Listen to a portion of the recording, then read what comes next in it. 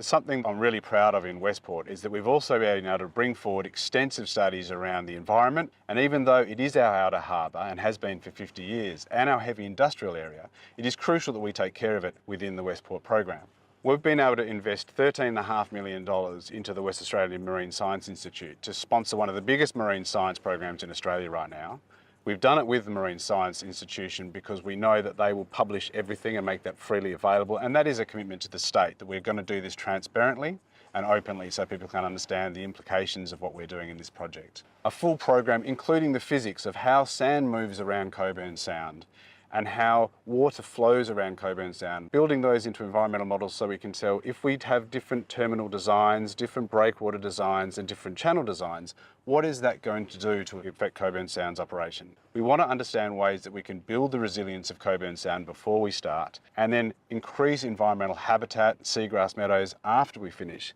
so that ultimately we end up with a net nature positive port and a regenerative port and supply chain.